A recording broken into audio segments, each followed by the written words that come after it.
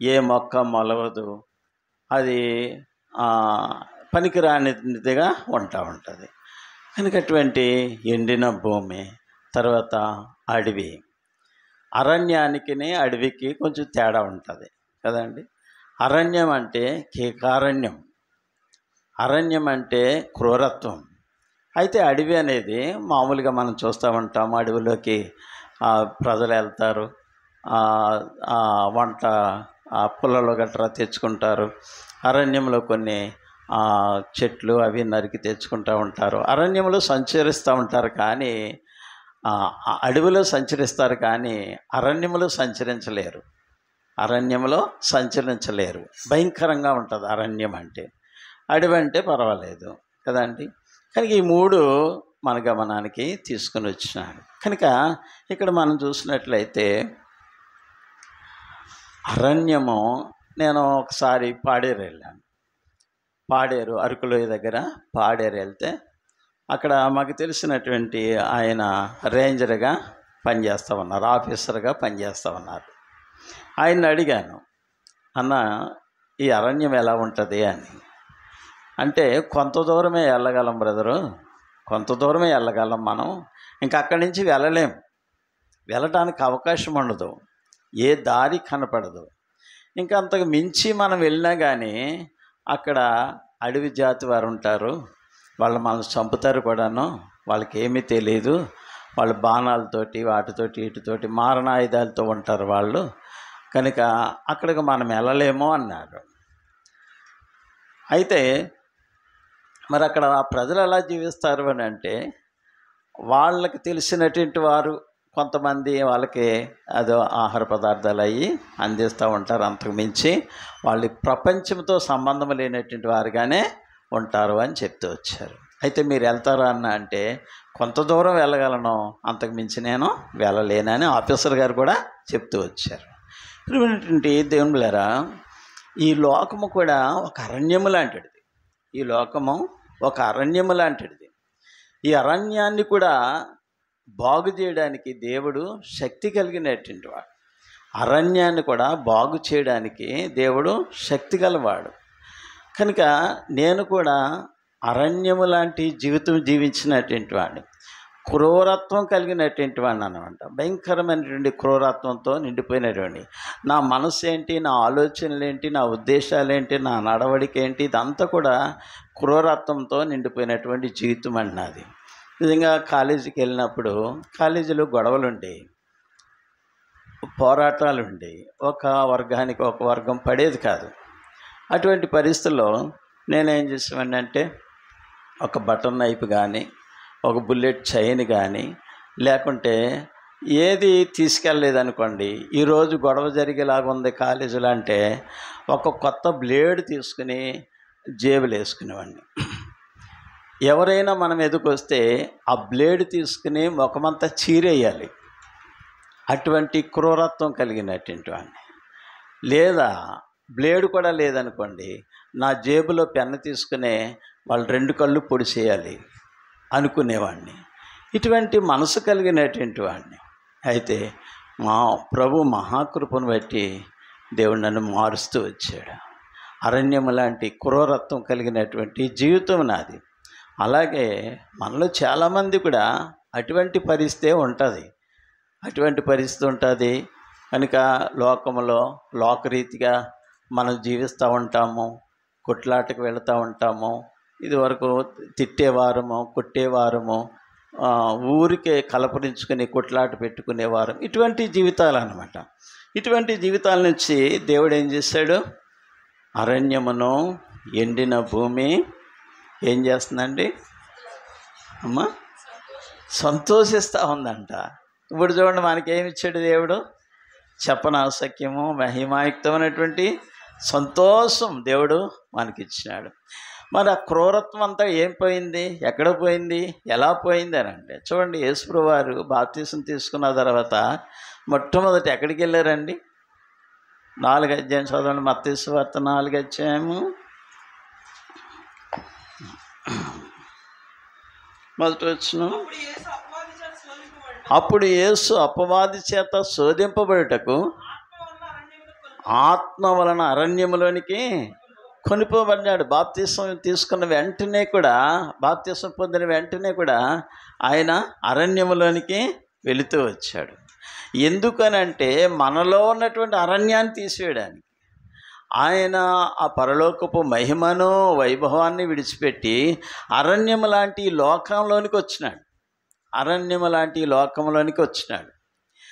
అలాగే అరణ్యము లాంటి నా జీవితంలోనికి వచ్చాడు. అరణ్యము లాంటి మన జీవితాల్లో యేసుప్రభువు వారు ప్రవేశిస్తూ వచ్చారు. ప్రవేశించి మనల్ని మారుస్తూ వచ్చారు.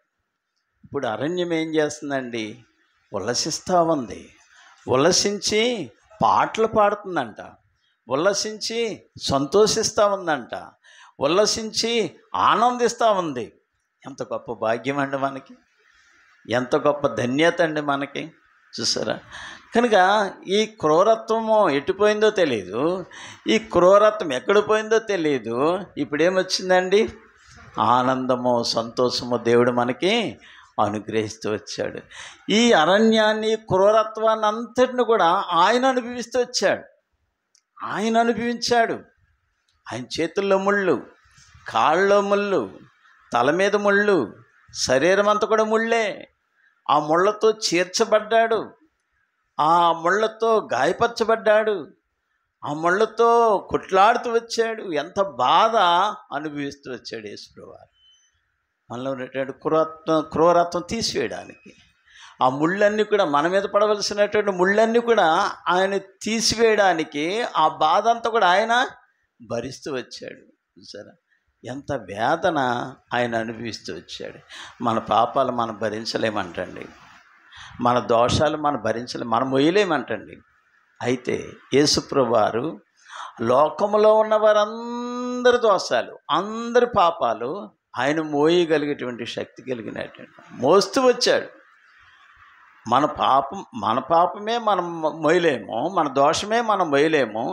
అయితే మనందరి దోషాలు, అందరి పాపాలు ఆయన సిలువలో మోస్తూ వచ్చాడంట. సరే, గరుకురాళ్ళ మార్గములో సిలువ బరువు మోసెను మన పాట ఉంది కదండి. గరుకురాళ్ళ మార్గములో సిలువ బరువును మోసాడు.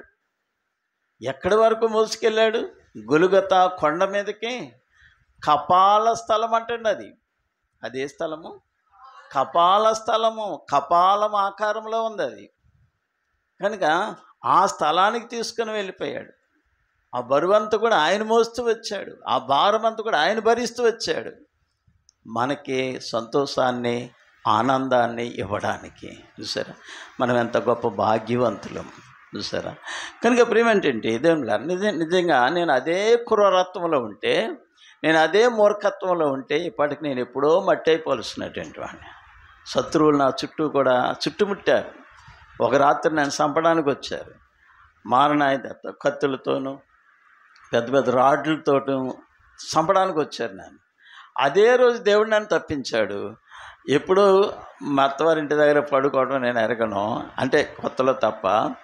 ఆ రోజు ఎందుకో దేవుడు అక్కడే తీసుకుని వెళ్ళాడు. మా అత్తవారింట్లో పండుకున్నాను, వాళ్ళు కట్టడానికి వచ్చారు. తలుపులు కొట్టేసరికి మా అమ్మ మా నాన్న బయటకు వచ్చారు. వచ్చి, ఏంటి బాబు ఎందుకు వచ్చారంటే, మీ అబ్బాయి ఎక్కడ ఉన్నాడు చెప్పండి. లేడు బాబు, వాళ్ళ అత్తవారింటికాడ ఉన్నాడు. లేదు, ఇంట్లోనే ఉన్నాడు, మీరు దాస్తున్నారు, బయటికి తీసుకురండి అంట. లేడు బాబు, ఇక్కడ లేడని చెప్తుంటే వినరు వాళ్ళు. లోనికి వచ్చారు, చూశారు, నేను కనపడలేదు, వెళ్ళిపోయారు. వెళతా వాళ్ళ కక్ష తీర్చుకోవడానికి మా ఇంటి ముందున్నటువంటి పూల కుండీలు అవన్నీ తుక్కు కింద పగలగొట్టేసి వాళ్ళు కసి తీర్చుకొని, అంటే ఆ సిమెంట్ గోడలు అన్నీ కూడా పగలగొట్టేసి వాళ్ళు ఇష్టం వచ్చినట్టు చేసి వెళ్ళిపోయారు. అంత కక్షతో ఉండేవారు. నిజంగా అటువంటి పరిస్థితులు దేవుడు నన్ను తప్పిస్తూ వచ్చాడు. కనుక అటువంటి క్రూరత్వం నుండి దేవుడు నన్ను విడిపిస్తూ వచ్చాడు. ఆ క్రూరత్వం అంతా కూడా ఆయన భరిస్తూ వచ్చాడు. సిలువలో బలైపోయి నన్ను విడిపిస్తూ వచ్చాడు. ఎలాగా అనంటే లేవికాండం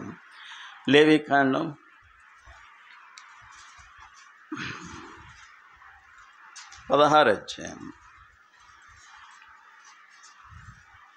లేవికాండం 16 అధ్యాయం చూడండి. అక్కడ 2 మేకలు మనం చూస్తూ ఉంటాము.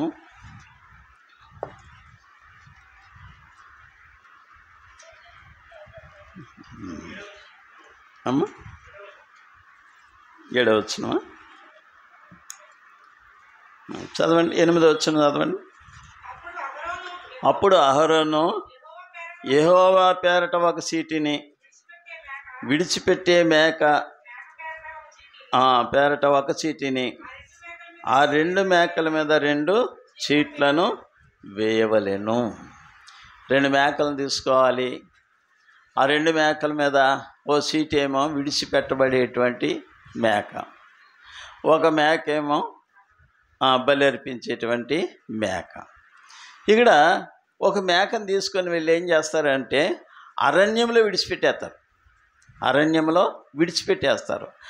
ఆ ఎడారిలో విడిచిపెట్టేస్తారంట. ఎండిపోయినటువంటి భూమి, అరణ్యము, ఆ ఎడారిలో విడిచిపెట్టేస్తారంట. ఆ మేక నీళ్ళు లేక ఎడారిలో తిరుగుతూ అరుస్తూ అలాగే ఒక చోట పడి చచ్చిపోతుందంట. చచ్చిపోవాలి అది.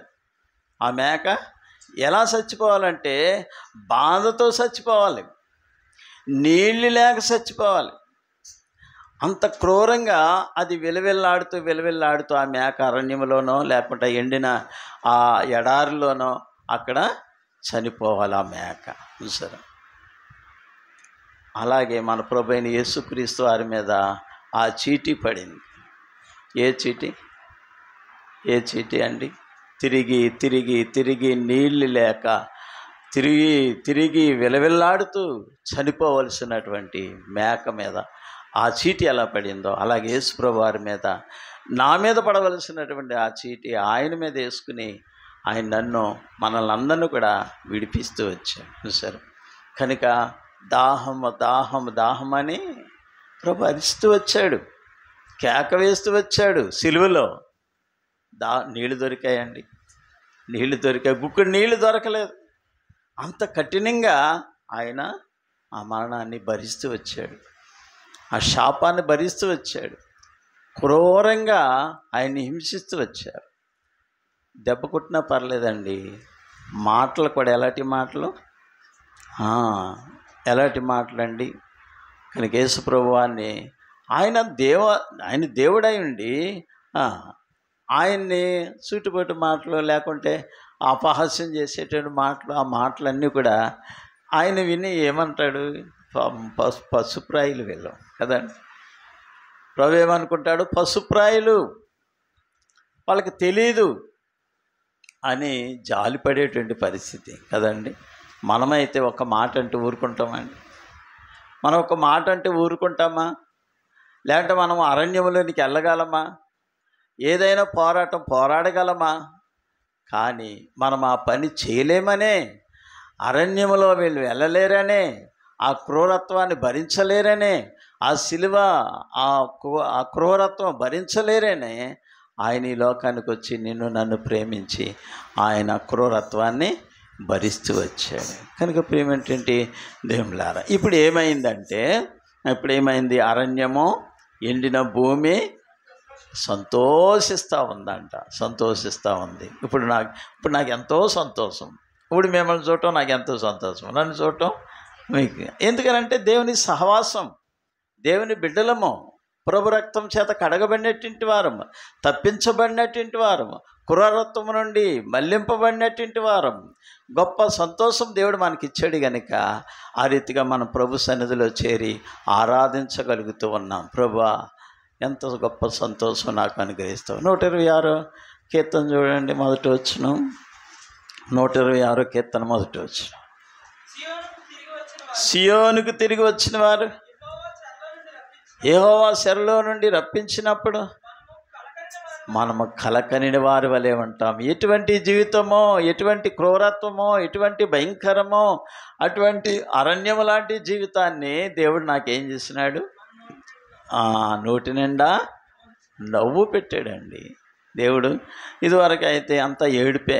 డబ్బున్నా కానీ ఏడుపండి, డబ్బున్నా కానీ బాధ అండి. డబ్బున్నా కానీ చింత అండి. జేబు నిండా డబ్బు ఉండేది కానీ ఏముండేది కాదు, సంతోషం ఉండేది కాదు, ఆనందం ఉండేది కాదు.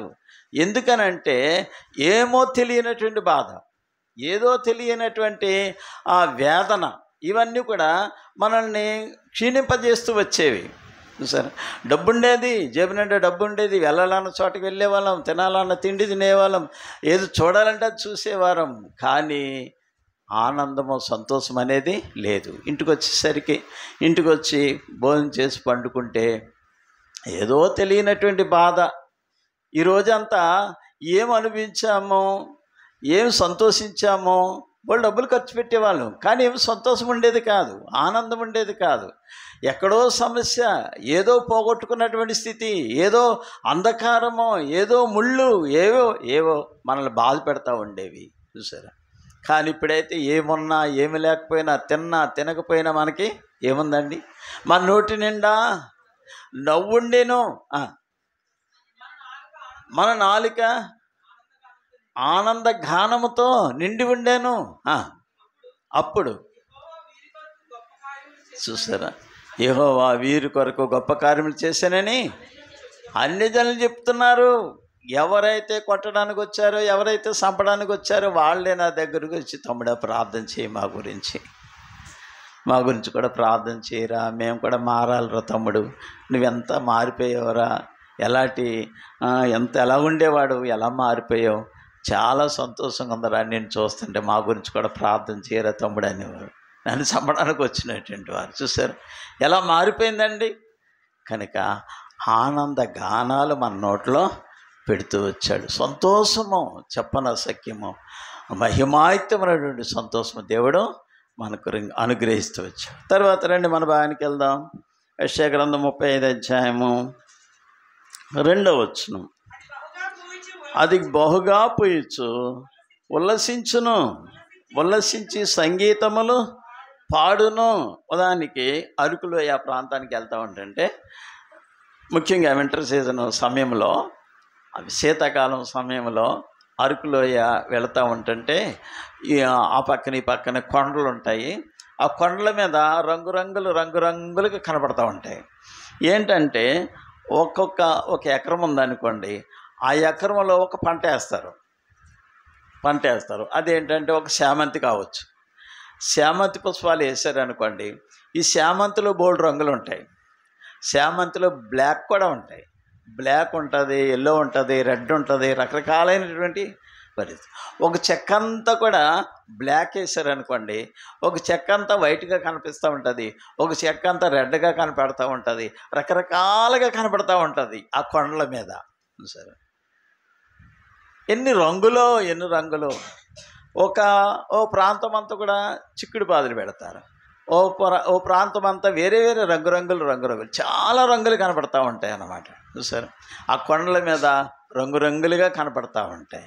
చూసారు, కనుక ఇది బహుగా పూయిచు ఎలా ఉందంటండి, ఉల్లసిస్తూ ఉందంట. మనం చూస్తుంటేనే ఎంతో ఆనందంగా ఉంటుంది ఆ కొండల ప్రాంతాల్లో.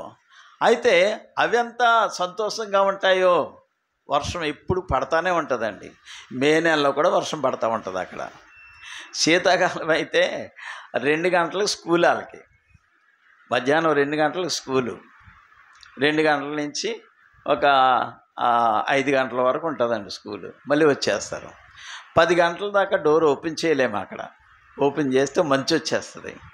మంచు వచ్చేసి చలి తట్టుకోలేరు.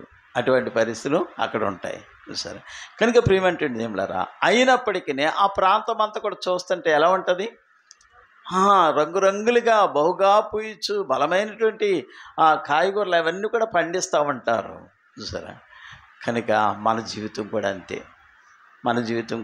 అంతే. ఒకప్పుడు చూడలేనటువంటి పరిస్థితి, ఒకప్పుడు సంతోషించలేనటువంటి పరిస్థితి, ఒకప్పుడు ఆనందం లేనటువంటి పరిస్థితి, ఇప్పుడు అంతా కూడా మారిపోతూ వచ్చింది. సంతోషం, ఆనందం దేవుడు మన జీవితంలో అనుగ్రహిస్తూ వచ్చాడు. బహుగా పూయిచు ఉల్లసిస్తూ ఉందంట. ఉల్లాసము, సంతోషము, ఆనందం కదండి. ఇదివరకైతే ఏడుపు, ఉదయం లేవటమే ఏడుపు, మళ్ళీ సాయంత్రం వరకు ఏడుపే జీవితము. ఎన్నున్నా ఏడుపే. చూసారా. కనుక అటువంటి జీవితాలను దేవుడు ఏం చేశాడండి, మార్చేస్తూ వచ్చాడు. ఇంకేమంటున్నాడు, సంగీతములు పాడును. ఇప్పుడు మన నోటి నిండా ఏం పెట్టాడు, నవ్వు పెట్టాడు, గీతములు పెట్టాడు, సంతోషం అనండి. చూసారా. కనుక ఆనంద గీతాలు మనకు పెడతాం. సంతోషం వచ్చింది అనుకోండి, ఏం చేస్తాం మనము, పాటలు పాడుకుంటూ వెళ్ళిపోతూ ఉంటాం. చాలామంది అనుకుంటారు పిచ్చోడు అనుకుంటారు. పిచ్చోడు ఎందుకనంటే దేవుడు మనకు సంతోషం ఇచ్చాడు. నేను అలా సైకిల్ తొక్కుంటా పాటలు పాడుకుంటా వెళ్ళిపోతూ ఉంటుంటే వీళ్ళు అనుకునేవారు ఏదో పాటలు పాడుకుంటూ వెళ్ళిపోతున్నాడు పిచ్చోడు అని. ఈ రోజుల్లో ఇయర్ పెన్స్ జోబులో పెట్టుకుని, ఇయర్ ఫోన్స్ చెవుల్లో పెట్టుకుని మాట్లాడుకుంటా వెళ్ళిపోతున్నాడు. వాళ్ళు చూస్తున్న మనకేమనిపిస్తుంది, పిచ్చోడా ఏంటి అనిపిస్తూ ఉంటుంది కదండి. ఆ ఫోన్లోనే ఒంటరిగానే కేకలేసుకుంటూ వెళ్తాడు, ఆ ఫోన్లోనే నవ్వుకుంటూ వెళ్తాడు, ఆ ఫోన్లో ఇతర మీద కోపపడుతూ ఉంటాడు. ఇలాగ రకరకాలుగా అనేటువంటి పరిస్థితులు మనం చూస్తామండి. ఎవరు లేకుండా ఏంటి ఎవరి మీద కోపపడుతున్నాడు ఈయన అనుకుంటూ ఉంటాం, కానీ ఫోన్లో తిట్టుకుంటూ ఉంటాడు. చూసారా. కనుక దేవుడు మనకు నిత్యము సంతోషించేటట్లుగా మన జీవితాల్ని మార్చేస్తూ వచ్చాడు. చూసారా. ఆనంద గానములు. చూసారా. ఇంకేమంటున్నాడు చూడండి, లెబానోను సౌందర్యము దానికి కలుగును, కర్మేలు సారులకున్న సొగసు దానికి ఉండను. లెబానోను సౌందర్యము, లెబానోను ప్రాంతం అంతా కూడా సౌందర్యంగా కనపడుతుంది అంటండి, సౌందర్యంగా కనపడుతుంది అంట. ఎలాగంటే లెబానోన్ అంటే తెల్లదనం అంట, లెబానోన్ అంటే తెల్లగా ఉంటుందంట, లెబానోన్ అంటే చల్లగా ఉంటుందంట, లెబానోను మంచుతో నిండిపోయి ఉంటుందంట, లెబానోను మంచుతో నిండిపోయి ఉంటుందంట. చూసారా. కనుక ఆ మంచు ఎలా ఉంటుందండి, తెల్లగా కనిపిస్తుంది, ఆ మంచు చల్లగా ఆహ్లాదకరంగా ఉంటుందంట. చూసారా. కనుక అరణ్యం కాస్త ఏమైపోయిందండి, క్రూరత్వం కాస్త ఏమైపోయిందండి, ఆ అంధకారం అంతా కూడా ఏమైపోయిందండి, తెల్లదనము. చూసారా. కనుక కొంతమందిని చూస్తే ఆ సిస్టర్ మనసు ఎంత మంచిదండి, ఆ బ్రదర్ మనసు ఎంత మంచిదండి, ఆ మనసు కల్మషము లేదండి, లోపల తెల్లగా ఉంటుందండి, నలుపు లేదండి, మచ్చ లేదండి, డాగు లేదండి. అలా చేసేసాడండి దేవుడు. లెబానోను సౌందర్యం. చూసారా. మంచు కొండల్లో మనం చూస్తామంటే మనం వెళ్ళలేదు, కానీ ఫోటోల్లోనూ గట్రా చూస్తూ ఉంటే ఆ మంచు కొండలు ఎలా ఉంటాయంటే తెల్లగా చక్కగా అనిపిస్తాయి. హిమాలయ పర్వతాలు అవన్నీ కూడా చూస్తున్నప్పుడు తెల్లగా కనిపిస్తూ ఉంటుంది కదండి, తెల్లదనమాట. అందుకే ఇర్మీయా గ్రంథంలో ఒక మాట అంటాడు చూడండి, 18వ అధ్యాయము, ఇర్మీయా గ్రంథం 18వ అధ్యాయం 14వ వచనం. లెబానోను పొలములో ఉన్నటువంటి బండ మీద హిమముండుట మానునా అంటే మానదన్నమాట. లెబానోను పొలములో బండ మీద అంట హిమముండటం మానునా అంటే హిమముండక మానదు, ఎప్పుడు కూడా హిమం ఉంటుంది. దూరం నుండి పారుచున్నటువంటి చల్లని జలాలు అక్కడ ఉంటాయంటండి, చల్లని జలాలు అక్కడ ఉంటాయంటండి, అవి మానునా అంటున్నాడు. అంటే లెబానోను సౌందర్యం అంతా చల్లదనం అనమాట అండి, చల్లదనం. ఇదివరకు కక్షలు, భేదాలు, అసూయలు, ద్వేషం, కలపరించుకుని కుట్లాడలు పెట్టుకోవడం. సరే. మాకు అంతర్వేదిలో ఒక కుటుంబం, 2 కుటుంబాలు ఉంటాయండి. వాళ్ళిద్దరు తోడుకోడలే వాళ్ళు పక్కపక్కనే ఇల్లు ఉంటాయి. పొద్దున్నే లేచి ఒక సహోదరి, వాళ్ళిద్దరు మనసాహవసం అండి. వాళ్ళు కాబట్టి ఏం చేస్తాడు, పొద్దున్నే లేచి సిబిరెచ్చుకుని ఆ చెత్త అంతా ఈ పక్కింటికి తుడిచేస్తూ ఉంటుంది. మళ్ళీ ఓ యేసు నీ ప్రేమ అని పాట పాడుకుంటూ తుడుస్తుందండి. ఆ పక్క ఆవిడ ఏం చేస్తుందంటే, ఆవిడ లేచి ఇవన్నీ చూసి కోపంతో ఆవిడ కూడా ఆ చెత్త అంతా యువతలు. ప్రేమ గల మా ప్రభు ఇవ్వండి వాళ్ళ సహవాసంలో. చూసారా ఎలా ఉంటుందండి కక్షలు.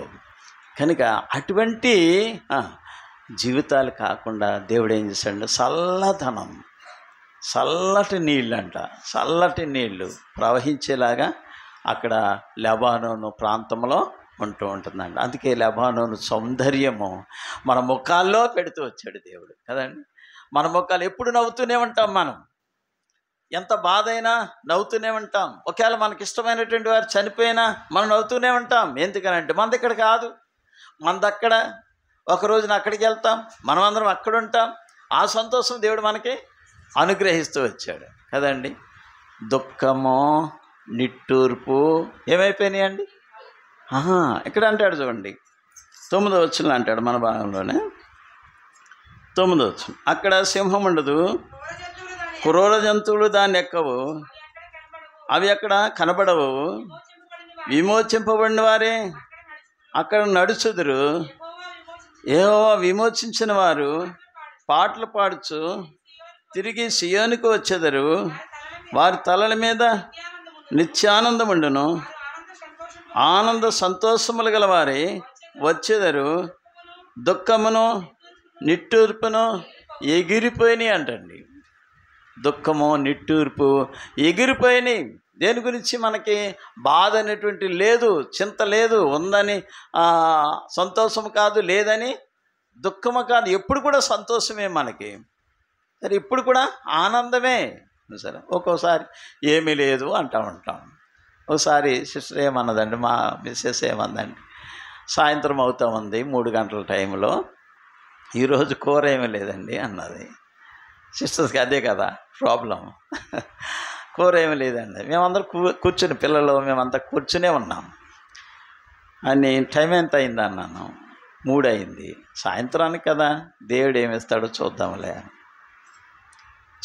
అంటే మళ్ళీ కొంచెం 1 గంట ఆగిన తర్వాత కూర ఏమీ లేదండి అన్నది. చూద్దాం ఇంకా టైం ఉంది కదా అన్నాను. మళ్ళీ కొంచెం ఇప్పుడు కూర ఏమీ లేదండి అన్నది.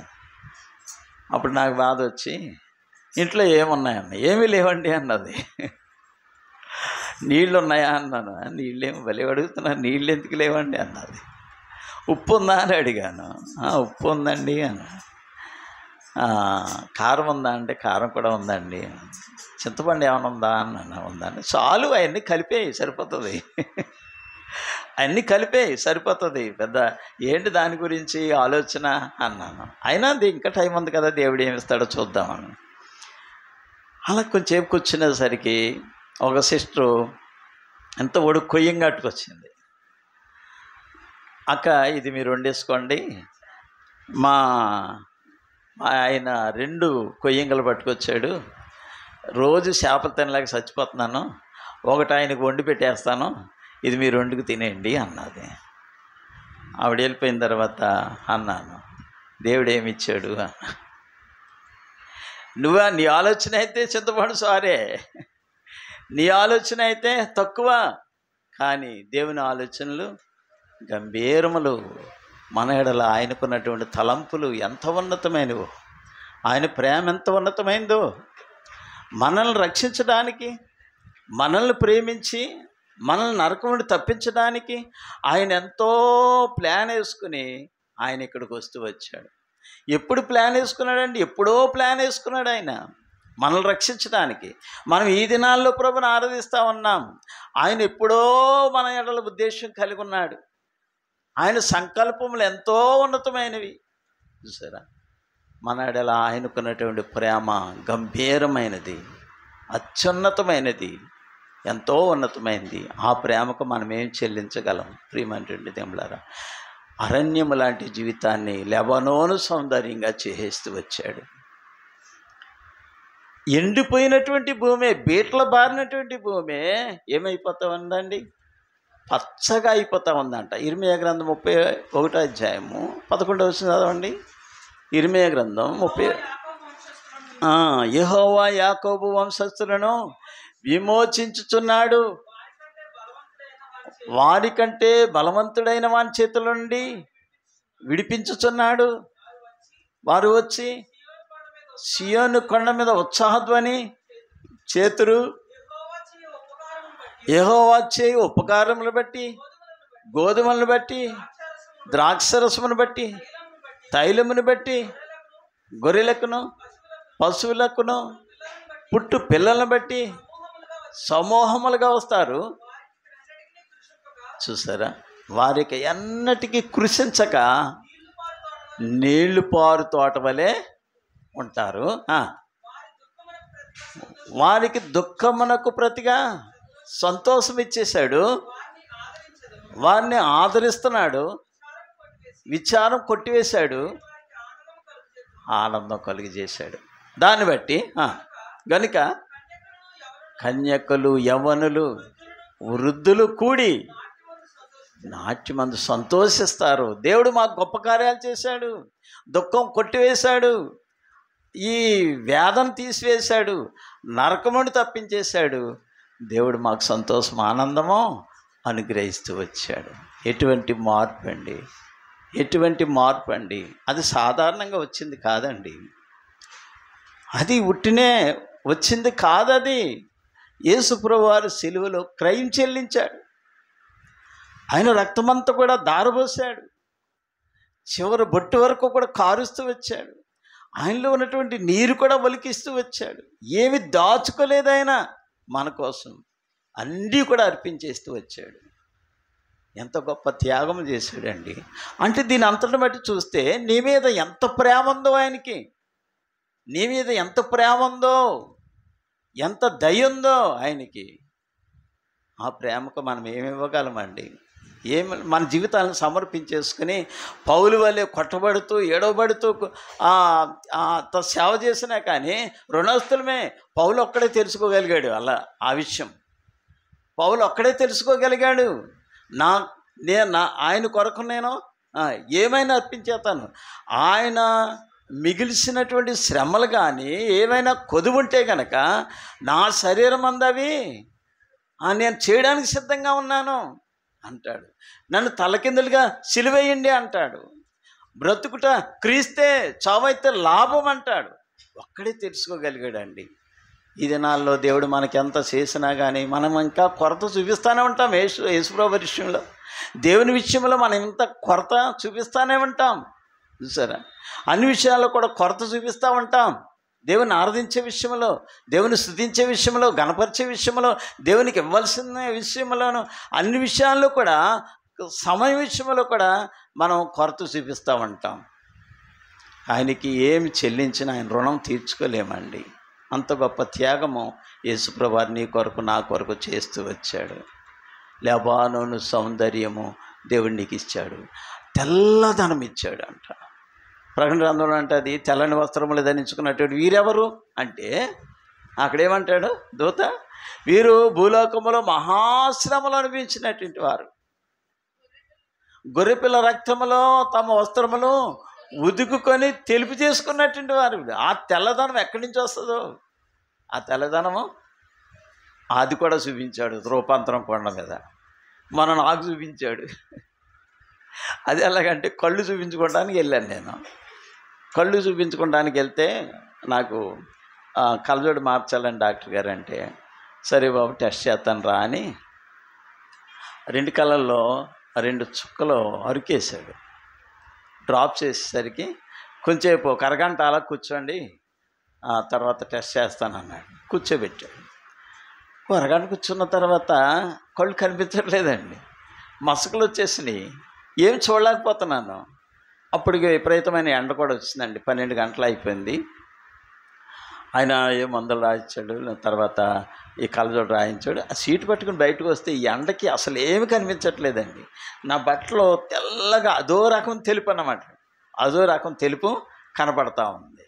సరే, కనుక నేను అనుకున్నాను రూపాంతరం కొండ మీద ఇలాగే ఆ వస్త్రాలు అంత తెలుపు అయిపోయి ఉంటాయి, ఏంటి నాకెంత తెలుపు కనపడతా ఉంది, ఏంటి బాబు కంపౌండర్ గారు అడిగాను, ఏంటి ఇలాగున్నది ఏంటి, నేను బండేసుకు వెళ్ళాలి ఇప్పుడు, నేను ఎలాగెళ్ళను, నాకు కళ్ళు కనిపించట్లేదంటే, ఈ రోజంతా అలాగ ఉంటుందండి, రేపటికి క్లియర్ అయిపోతుందండి అన్నాడు. నిజంగా ఒక్కడినే వెళ్ళవలసి వచ్చింది. మెల్లిగి వెళ్ళిపోయాను అనుకోండి, దేవుడు తీసుకెళ్ళాడు. కనుక ఆ తెలుపు ఏంటో అర్థం కాలేదండి. అంత తెలుపు అయిపోయినాయి. ఆ కళ్ళు చూస్తుంటే ఏది చూసినా తెల్లగా కనిపిస్తూ ఉంది, చూసారు. కనుక ఆ రూపాంతరం కొండ మీద ఆ వెలుగును కూడా వాళ్ళు చూస్తూ వచ్చారు, ఆ మహిమను కూడా వాళ్ళు చూస్తూ వచ్చారు. ఒక రోజున మనం కూడా ఆ వెలుగును, ఆ మహిమ గల రాజ్యములో అంత వెలుగు దగదగ మెరిచిపోయేటట్టు వెలుగును మనము చూస్తాము, ఆ వెలుగులో మనం ఉంటాం. కనుక ప్రియమైన నిజములారా, ఆ తెల్లదనము, ఆ చల్లదనము, ఆహ్లాదకరమైనటువంటి ఆ వాతావరణం దేవుడు క్రూరమైనటువంటి అరణ్యము లాంటి, అడవి లాంటి ఎండిపోయినటువంటి జీవితాల్లో మనకి అనుగ్రహిస్తూ వచ్చాడు. ఆయన ప్రేమకు మనం ఎంతో వందనాస్తులం. తర్వాత ఇంకేమంటున్నాడు, కరిమేలు సారులకున్న సొగసు అంటండి. సొగసు అంటే ఉదాహరణ చూడండి, ఎండిపోయినటువంటి భూమి, దానికి ఏమన్నా అందం ఉంటుందా? దానికి ఏమన్నా సౌందర్యం ఉంటుందా? అది ఎప్పుడు అందంగా కనిపిస్తుందండి? పైనుంచి వర్షం పడాలి, భూమి తడవాలి, తడిసిన తర్వాత ఆ మొలకెత్తాలి, అప్పుడు అదంతా కూడా వాతావరణం. ఇందాక చెప్పాను కదండి, ఆ అరకులో ప్రాంతంలో కొండల మీద ఎలాగా ఉంటుందో చూసారా. ఎప్పుడు అంటే వర్షం పడిన తర్వాత పచ్చదనం భూమి అయిపోతుందండి. లోతు అదే చూశాడు, లోతు కూడా అదే చూశాడు. అబ్రహాము నుండి వేరైపోయేటప్పుడు ఏం చూశాడు? సొదొమ, అక్కడ ఏ తోట అండి? ఏదేను తోటవలి కనబడ్డదంటండి. అది యెహోవా తోటవలి కనిపించిందంట. యెహోవా తోటవలి పచ్చగా చాలా బాగుంది, నా మందలన్నీ కూడా శుభ్రంగా ఇక్కడ ఉంటాయి అనేటువంటి ఉద్దేశంతో, మంచి సమృద్ధిగా భోజనం చేస్తాయి, సమృద్ధిగా తింటాయి, బాగా ఇదవుతుంది అన్న ఉద్దేశంతో వెళ్ళాడు. కానీ అది శాపగ్రస్తమైనటువంటి పరిస్థితి సంగతి తెలియదు, చూసారు. కానీ ఇక్కడైతే మనకేంటంటే కరిమేలు సౌందర్యం అంటండి. కరిమేలు అంటే అది మేత భూమి అంటండి. కరిమేలు అంటే మేత భూమి. కరిమేలు అంటే అర్థం ఏంటంటే తోటలు గల ప్రదేశం అని అర్థం. తోటలు గల ప్రదేశము.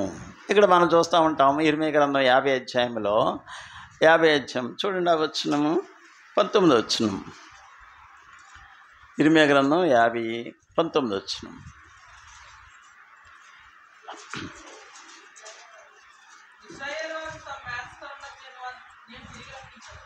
ఇశ్రాయేలు వారిని తమ మేత స్థలమునకు తిరిగి రప్పిస్తాను. కానాను ఎలా ఉందండి?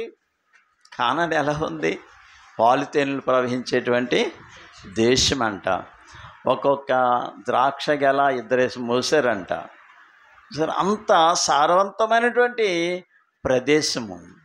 కనుక కరిమేలు కూడా అలాగ ఉందంట. కరిమేలు కూడా అలాగ ఉందంట. చదువు. తీసుకుని రప్పించేదను,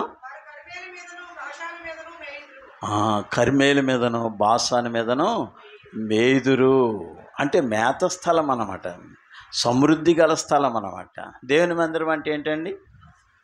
అందుకే అంటాడు కీర్తనలో 52 అధ్యాయంలో 52 అధ్యాయము చూడండి, అది ఎన్నో మాట. నేనైతే యెహోవా మందిరం నేను దేవుని మందిరంలో పచ్చని ఒలివ చెట్టు వలె ఉన్నాను. అది నమ్మిక ఉంచున్నాను, నిత్యము దేవుని కృపయందు నమ్మిక ఉంచున్నాను. మనల్ని ఎక్కడికి తీసుకొచ్చాడండి దేవుడు? ఆయన మందిరంలోనికి తీసుకుని వచ్చాడు. మందిరములో సమృద్ధి గల స్థలానికి మనల్ని తీసుకుని వచ్చాడు. మందిరంలో ఆయన ముఖదర్శనం చేసుకోవడానికి, మందిరంలో ఆయన ఆరాధించడానికి, ఆయన శరీరంలో ఆయన రక్తంలో పాలు పొందడానికి, మనం జీవము గలవారిగా ఉండడానికి దేవుడు చేసిన ఏర్పాటు. కనుక ప్రియమైనటువంటి దేవుళ్ళారా, కరిమేలు సొగసు అంట. సొగసు అంటే సౌందర్యం, సొగసు అంటే అందము. చూసారా, ఇవన్నీ కూడా అందం. ఎప్పుడు భూమికి అందం ఎప్పుడు వస్తుందండి? పచ్చగా ఉన్నప్పుడే అందం కదండి.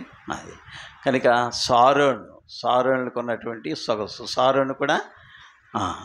కనుక ఇక్కడ మనం చూస్తూ ఉంటాం. చూడండి, యెషయా గ్రంథం 65 అధ్యాయం 10వ వచనం. యెషయా గ్రంథం 65 అధ్యాయం. సారోను కూడా ఎలాంటిదండి?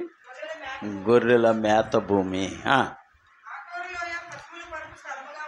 పశువులు పరుండు స్థలము అంటే పశువులు విశ్రాంతి తీసుకునేటువంటి స్థలము అంటాడు. కనుక మనకి విశ్రాంతి స్థలం ఏది? దేవుని మందిరమే. విశ్రాంతి స్థలము దేవుని మందిరం. ఇది పరలోకపు గవిని. సరే, మనల్ని పరలోకానికి నడిపించేటువంటి స్థలము బేతేలు. కనుక ప్రియమైనటువంటి దేవుని బిడ్డలారా, మనం ఇక్కడ చూస్తూ ఉన్నాం. రండి, ఇక్కడ ఏమంటున్నాడు? కర్మేలు సారులకున్న సొగసు దానికుండును.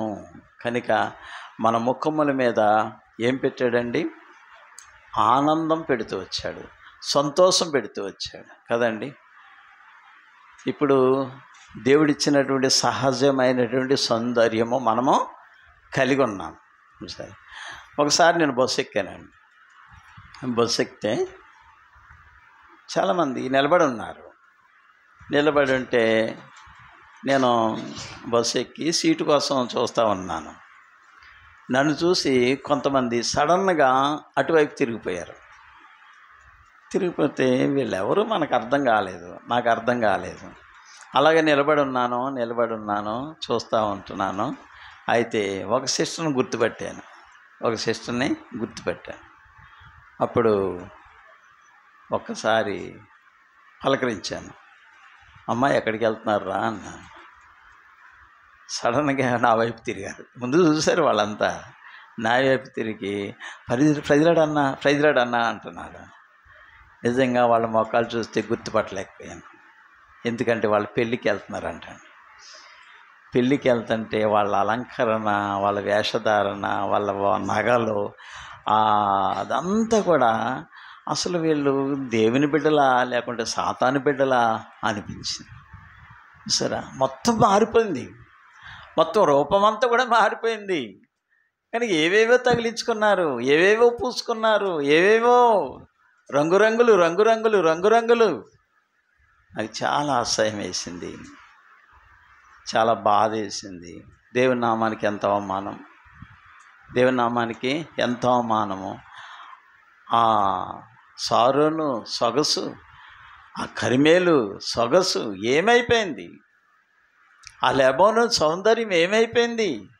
సహజమైనటువంటి సౌందర్యాన్ని విడిచిపెట్టి ఏవేవో పాముకుంటూ ఉంటుంటే ఎంత అసహ్యమైనటువంటి పరిస్థితులు చూడలేకపోయాను అన్నమాట. చూసారా? ఇప్పుడు చూడండి, చక్కని తెల్లని చేతులు దేవుడు ఇస్తూ ఉంటుంటే దానికి నల్లగా పూసుకుంటున్నారు ఇక్కడ దాకా. చూడ అసహ్యం అనమాట. దేవుడు ఎంత సౌందర్యాన్ని ఇచ్చాడు మనకి. తెల్లని శరీరాలు ఇచ్చి చక్కని సొగసు మనకి ఇస్తే లేని పని అని కూడా పూసుకుని అసహ్యమైనటువంటి పరిస్థితులు కనపడతా ఉన్నాయి లోకంలో. చూసారా? కనుక సాతాండే అలాగా చేస్తూ ఉన్నాడు. సాతాండే వాళ్ళని పాడు చేసి దరిద్రమైనటువంటి రూపంలోనికి తీసుకొని వచ్చేస్తూ ఉన్నాడు. కనుక ప్రియమైనటువంటి దేవులారా, దేవుని యొక్క మందిరములో ఎటువంటి సౌందర్యం అండి, ఎటువంటి సౌందర్యం. 128 అధ్యాయంలో అంటాడు కదా, 128 అధ్యాయంలో ఆ కుటుంబం ఎలా ఉందండి? యెహోవాయందు భయభక్తులు కలిగి ఆయన త్రోవలందు నడుచువారందరికీ అందరూ ధన్యులు. నిశ్చయముగా నీ చేతుల కష్టార్జితం అనుభవిస్తావు. నీవు ధన్యుడు, నీకు మేలే కలుగుతుంది. నీలోగిట నీ భార్య ఫలించు ద్రాక్షవల్లి వలె ఉంటుంది. నీ భోజన బల్ల చుట్టూ నీ పిల్లలు ఒలీవ మొక్కల వలె ఉంటారు. ఎంత సౌందర్యమైనటువంటి కుటుంబం అండి, ఎంత సంతోషకరమైనటువంటి కుటుంబం అండి అది. చూసారా?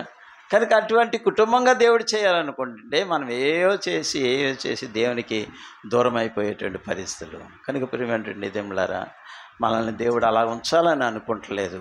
సౌందర్యమైనటువంటి పరిస్థితి, సొగసైనటువంటి పరిస్థితి, ఆత్మీయమైనటువంటి సౌందర్యం మనకు కలిగి ఉండాలి. ఆత్మీయమైనటువంటి సొగసు కలిగి ఉండాలంట. సరే, ఒక మాట చదువుకుని మనం ఆరాధనలోనికి వెళ్దాం. మొదటి పేతురుపత్రిక, అలాంటి 2వ పేతురుపత్రిక కూడా చూడండి. 3వ అధ్యాయము, మొదటి పేతురుపత్రిక 3వ అధ్యాయము మనందరికీ తెలిసిందే కదా. 5వ వచనం చదవండి. మొదటి పేతురుపత్రిక 1 పేతురు 3 అదేనా? 4 వచ్చింది. సాధువైనట్టు మృదువైనట్టునైనా గుణమను అక్షయ అలంకారము గల మీ హృదయపు అంతరంగ స్వభావము. ఏంటంటే ఈ అలంకారము, దేవుడిచ్చిన అలంకారం ఏంటంటే సాధువైనట్టు. ఇప్పుడు ఉదాహరణకి కుళాయి దగ్గర మనం చూస్తాం అనుకోండి, ట్యాప్ దగ్గర దేవుని బిడ్డలు ఏం చేస్తారో తెలుసా అండి? అమ్మ నాకు అర్జెంటుగా ఉందమ్మా, కొంచెం ఓ బింది అమ్మ అంటే, ఆంటీ పట్టుకెళ్ళు, నేను పట్టిస్తాను, పట్టుకెళ్ళి, లేకుంటే నా నీళ్ళు వేసుకుని వెళ్ళు. సరే, ఏమైపోయింది? సాధుత్వం. నేను ముందు పట్టుకోవాలి అని అంటే, సరే ఆంటీ పట్టుకోండి, మీరు ముందు పట్టుకోండి, నేను పట్టిమంటారా? చూసారా ఎలాంటి మనసు వచ్చిందండి? ఇది వరకు అంటే ఇది ముందైతే నువ్వెంత అంటే నువ్వెంత అంటావు, బిందులు సొట్లు పడిపోయండి, డబడబడ గొడవలు, కొట్లాటలు కదండి. కానీ ఇప్పుడైతే ఏమైపోయింది? సాధువైపోయినటువంటి మృదువైపోయినటువంటి జీవితాలండి. ఎంతో మృదుత్వం అండి. వాళ్ళు తిట్టినా కానీ ఎందుకంటే అలా తిడతావు, అలా తిట్టి మళ్ళీ నువ్వు పాపం చేస్తావు ఎందుకంటే వద్దా అంటే. సరే, ఇలాంటి సాధుత్వం వచ్చింది అన్నమాట కదండి. ఇదివరకు మనం నేను కలపరించుకుని కొట్లాట పెట్టుకునేవాడిని, నువ్వెంత అంటే నువ్వెంత అనేవాడిని, భయంకరంగా కొట్టుకోవడమే. సరే, ఇప్పుడైతే బ్రదరు వద్దు, మనకి గొడవద్దు, మీకు ప్రైజులాడు, మీకు వందనాలు అని చెప్పేసి మనం వెళ్ళిపోతూ ఉంటాం. సాధువైనట్టు మృదువైనట్టు అక్షయాలంకారము కలిగిన మన హృదయపు అంతరంగ స్వభావము అలంకారం అయిపోయిందండి, సౌందర్యం అయిపోయిందండి, ఆనందం అయిపోయిందండి. ఎంత చక్కని. సరే, అవతల తిడుతుంటే నవ్వుతూ ఉంటాం మనం, వాళ్ళు తిడుతుంటే మనం నవ్వుతూ ఉంటే లోకం ఏమనుకుంటుంది? వీళ్ళు పిచ్చోళ్ళే ఏంటి, వాళ్ళు తిడుతుంటే వీళ్ళు నవ్వుతారేంటి అనుకుంటూ ఉంటారు. కానీ దేవుడు మనకేమిచ్చాడు? నోటి నిండా నవ్వు పెట్టాడు. సరే, దేవుడు పెట్టిన దాన్ని మనం ఎలా తీసేసుకుంటాము ఇప్పుడు కదండి. అంత గొప్ప జీవితంగా దేవుడు మార్చేస్తూ వచ్చాడు. అందుకు మనం దేవునికి ఎంతో వందనస్తులమై ఉన్నాం. ప్రభుని స్తుతించి ఆరాధించుకుందాం.